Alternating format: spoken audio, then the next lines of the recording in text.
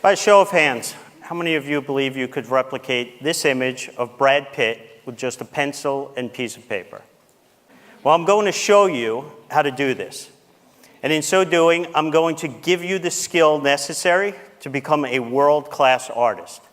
And it shouldn't take more than about 15 seconds. But before I do that, how many of you believe you could replicate this image of a solid gray square? Every one of us.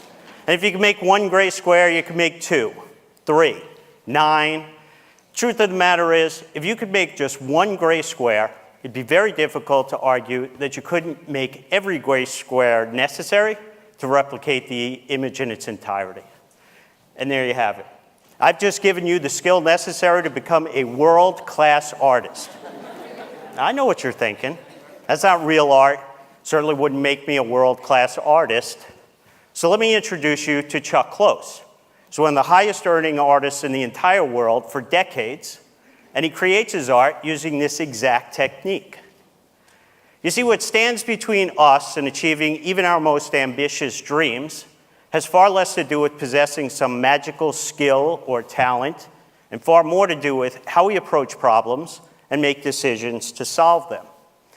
And because of the continuous and compounding nature of all those millions of decisions that we face on a regular basis, even a marginal improvement in our process can have a huge impact on our end results. And I'll prove this to you by taking a look at the career of Novak Djokovic. Back in 2004, when he first became a professional tennis player, he was ranked 680th in the world. It wasn't until the end of his third year that he jumped up to be ranked third in the world. He went from making $250,000 a year to $5 million a year in prize money alone, and of course he did this by winning more matches. In 2011, he became the #1 ranked men's tennis player in the world, started earning an average of $14 million a year in prize money alone, and winning a dominating 90% of his matches. Now here's what's really interesting about all of these very impressive statistics. Novak doesn't control any of them. What he does control are all the tiny little decisions that he needs to make correctly along the way in order to move the probability in favor of him achieving these types of results. And we can quantify and track his progress in this area by taking a look at the percentage of points that he wins. Because in tennis, the typical point involves 1 to maybe 3 decisions. I like to refer to this as his decision success rate. So back when he was winning about 49% of the matches he was playing, he was winning about 49% of the points he played. Then to jump up, become #3 in the world, and actually earn $5 million a year for swinging a racket, he had to improve his decision success rate to just 52%. Then to become not just #1, but maybe one of the greatest players to ever play the game, he had to improve his decision success rate to just 55%. Now, I keep using this word just. I don't want to imply this is easy to do. Clearly, it's not. But the type of marginal improvements that I'm talking about are easily achievable by every single one of us in this room. And I'll show you what I mean. From kindergarten all the way through to my high school graduation, yes, that's high school graduation for me, every one of my report cards basically said the same thing. Stephen's a very bright young boy. If only he would just settle down and focus. What they didn't realize was I wanted that even more than they wanted it for me. I just couldn't. And so from kindergarten straight through the second year of college, I was a really consistent C minus student. But then going into my junior year, I'd had enough. I thought, I want to make a change. I'm going to make a marginal adjustment. And I'm going to stop being a spectator in my decision-making and start becoming an active participant. And so that year, instead of pretending again that I would suddenly be able to settle down and focus on things for more than 5 or 10 minutes at a time, I decided to assume I wouldn't. And so if I wanted to achieve the type of outcome that I desired, doing well in school, I was going to actually have to change my approach. And so I made a marginal adjustment. If I would get an assignment, let's say read 5 chapters in a book, I wouldn't think of it as 5 chapters. I wouldn't even think of it as 1 chapter. I would break it down into these tasks that I could achieve that would require me to focus for just 5 or 10 minutes at a time. So maybe 3 or 4 paragraphs, that's it. I would do that. When I was done with those 5 or 10 minutes, I would get up. I'd go shoot some hoops, do a little drawing, maybe play video games for a few minutes. And then I'd come back. Not necessarily to the same assignment, not even necessarily to the same subject, but just to another task that required just 5 to 10 minutes of my attention. From that point forward, all the way through to graduation, I was a straight A student. Dean's List, President's Honor Roll, every semester. I then went on to one of the top graduate programs in the world for finance and economics. Same approach, same results. So then I graduate. I start my career, and I'm thinking, this worked really well for me. You know, you take these big concepts, these complex ideas, these big assignments, you break them down to much more manageable tasks. And then along the way, you make a marginal improvement to the process, you nudge the odds of success in your favor. I'm going to try and do this in my career. So I did. I started out as an exotic derivatives trader at Credit Suisse. It then led me to be global head of currency option trading for Bank of America, global head of emerging markets for AIG International. It helped me deliver top-tier returns as a global macro hedge fund manager for 12 years and to become founder and CIO of 2 award-winning hedge funds. So it gets to 2001, and I'm thinking, this whole idea, it worked really well in school. It's been serving me well as a professional. Why aren't I applying this in my personal life? Like to all those big, ambitious goals I have for myself. So one day, I'm walking to work, and at the time, my commute was a walk from one end of Hyde Park to the other in London. It took me about 45 minutes each way.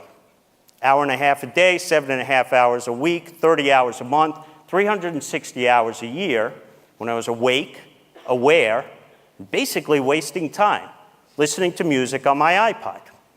So on my way home from work that day, I stopped at the store.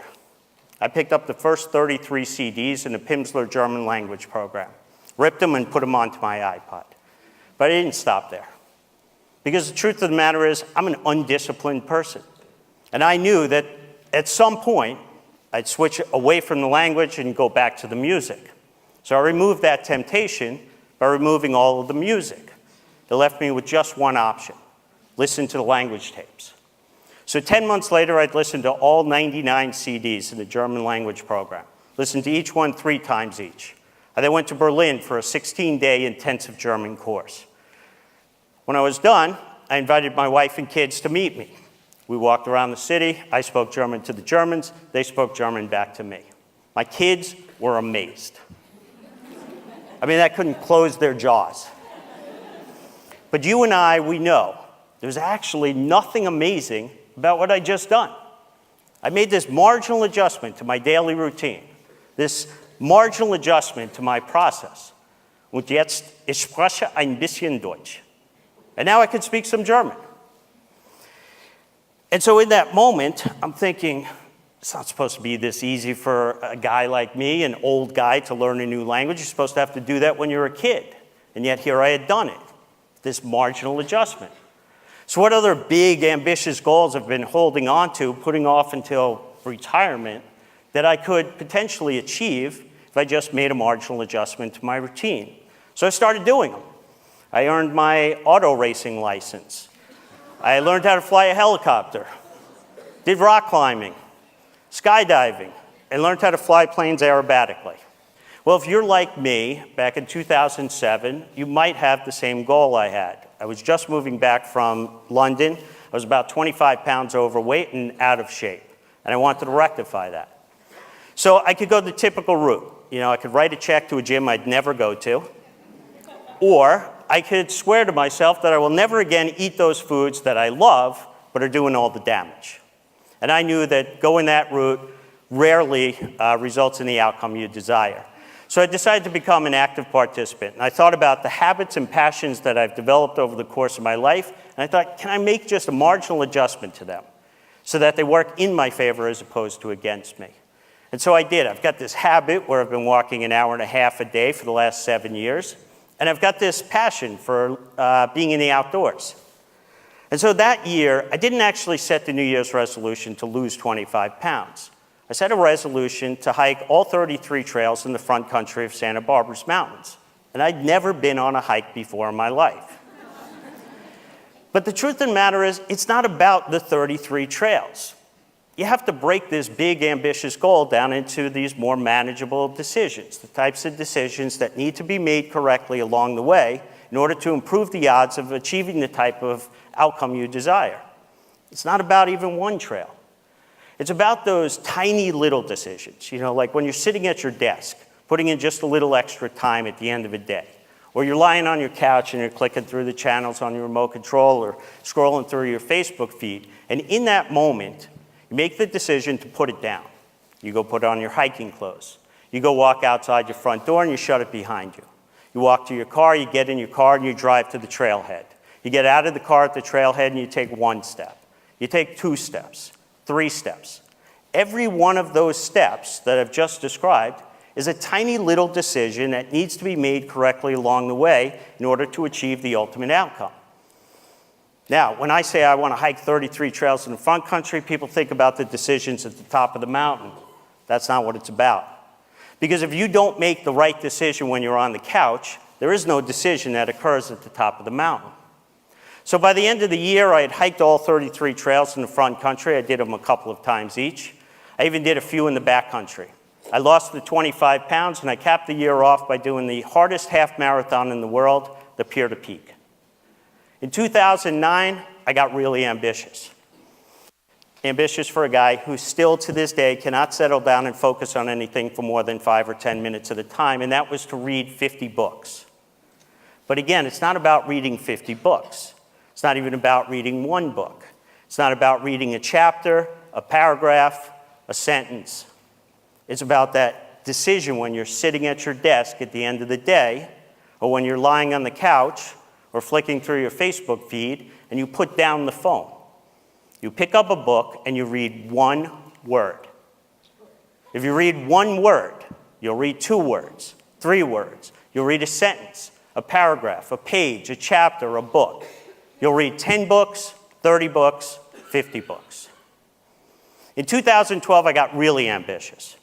I set 24 New Year's resolutions. 12 of them were what I call giving resolutions, where I did 12 charitable things that didn't involve writing a check. But it's not without its failures. I tried to donate blood, and they rejected me because I'd lived in the UK. I tried to donate my sperm, they rejected me because I was too old. I tried to donate my hair, and it turns out nobody wants gray hair. So here I was trying to do something to make myself feel good, and it was having the opposite effect. So anyway, I've also had these 12 learning resolutions to learn 12 new skills. And when I was done with unicycling, parkour, slacklining, jumping stilts, and drumming, my wife suggested I learn how to knit. And I'll be honest, I wasn't all that passionate about knitting. But one day I'm sitting under this 40-foot tall eucalyptus tree that's 2.6 miles up the Cold Spring Trail in Santa Barbara, and I'm thinking, that tree would look really cool if it were covered in yarn. And so I went home and I Googled this, and it turns out this is a thing people do. It's called yarn bombing. You wrap these public structures with yarn. And the 2nd annual International Yarn Bombing Day was just 82 days away. So for the next 82 days, no matter where I was, if I was in a board meeting, on the trading floor, in an airplane, or in the hospital, I was knitting, 1 stitch at a time. And 82 days later, I had done my first ever yarn bomb.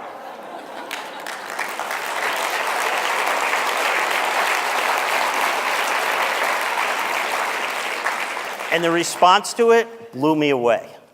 So I kept going with bigger, more ambitious projects that required more engineering skills. And in 2014, I set the goal to wrap 6 massive boulders in Los Padres National Forest at the top of the mountains. But if I was going to pull this off, I'd need help. So at this point, I had a few thousand followers on social media as the Yarn Bomber. And I started getting packages, lots of packages. 388 contributors from 36 countries in all 50 states. In the end, I didn't wrap 1 massive boulder, I wrapped 18.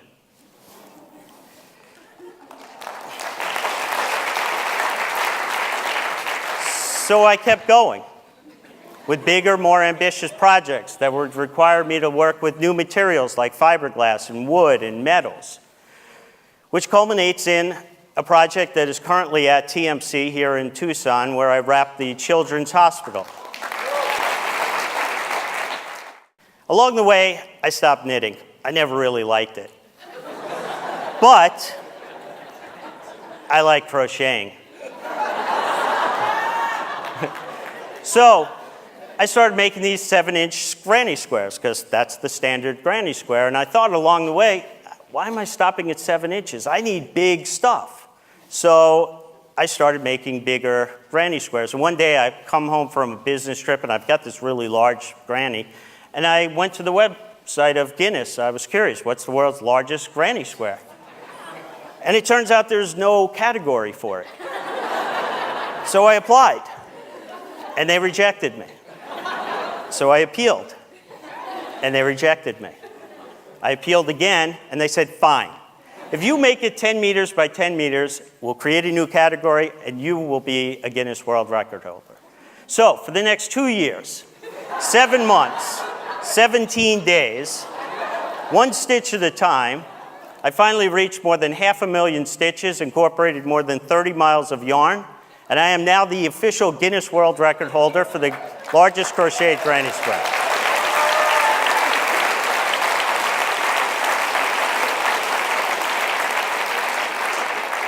Along the way, I've garnered an awful lot of attention for my escapades. I've been featured in Newsweek magazine, Art News, which is kind of the Bible for artists. But what I want you to realize when you hear these things, I'm still that C- student.